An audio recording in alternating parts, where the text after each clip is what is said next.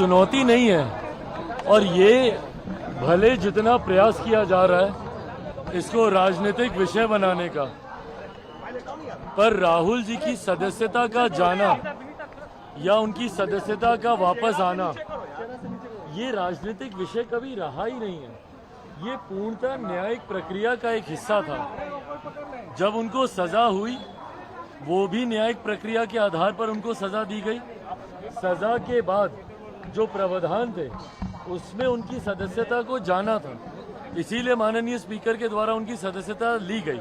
पर आज जैसे ही उनको मिली सजा पे रोक लगी तो वापस उनकी सदस्यता बहाल कर दी गई। तो इसमें राजनीति या राजनीतिक दलों का कुछ लेना ही नहीं है। सर्विसेज बिल आज राज्यसभा में पेश हुआ है। आम आदमी पार्टी कह रही है कि फोर्सफुली ये पावर छीना जा रहा है बीजेपी की तरफ से। भाई फोर्सफुली पावर छीना जा रहा है, कौन सी पावर छीनी जा रही है?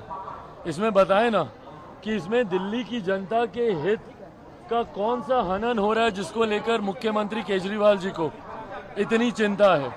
भाई ये पूर्णतः उनके द्वारा किए गए भ्रष्टाचारों को कवर अप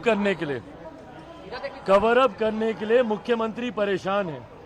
जितना ट्रांसफर पोस्टिंग है भैया, जिस तरीके से इसको गोरख धंधा बना दिया गया, किस चीज को कवर अप करने के लिए? आपकी ट्रांसफर पोस्टिंग आप इसीलिए कराना चाहते हैं ना ताकि शराब से जुड़ी हुई जो नीतियां हैं उस पर पर्दा डाला जाए। आपने जो अपना शीश महल बनाया हुआ था उसके ऊपर पर्दा डाला जाए। विजिलेंस से जुड़े हुई फाइलें थी यहाँ पे।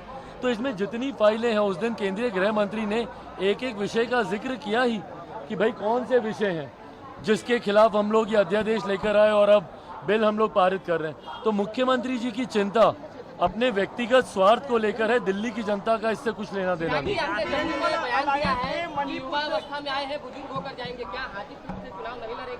क्या संकेत देने की कोशिश की है जमुई से? भाई अगर आप मेरा पूरा स्टेटमेंट अगर आप सुनेंगे तो उसमें मैंने कहने से पहले, ठीक उससे एक लाइन पहले मैंने ये कहा था कि कौन कहां से चुनाव लड़ता है नहीं लड़ता है ये समय आने वाला तय करेगा। और समय तय करेगा मतलब गठबंधन के भीतर तय होगा, पार्टी तय करेगी। एक बात तो पूरी तरीके से तय है।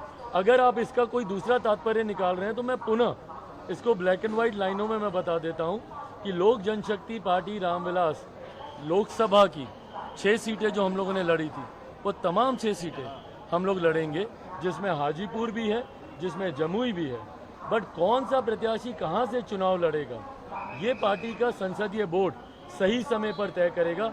हाजीपुर से कौन चुनाव लड़ा, जमुई से कौन चुनाव लड़ा। और जहां तक आपने बात की मेरे उस बयान की, भाई हाजीपुर से मेरा पिछले 8-9 सालों से नाता रहा है, जमुई से मेरा पिछले 8-9 सालों से नाता रहा है, हाजीपुर से मेरा संबंध बचपन से रहा है।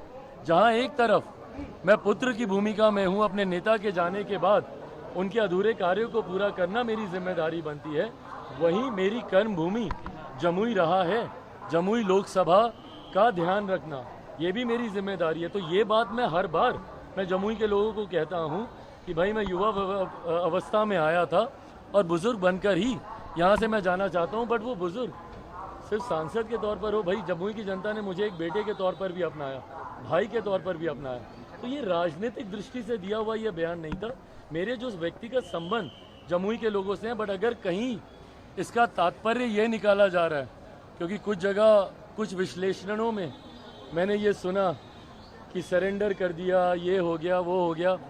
भाई मैं इन बातों को विवादित नहीं करना चाहता, क्योंकि गठबंधन के भीतर वाली बातें हैं और गठबंधन में तय होने के बाद सही समय पर इसको सार्वजनिक किया जाएगा। बट हाँ, ये भी उतना ही तय है कि हाजीपुर हो, जमुई हो, ये लोक जनशक्ति पार्टी रामविलास ही यहाँ से चुनाव लड़ेगा।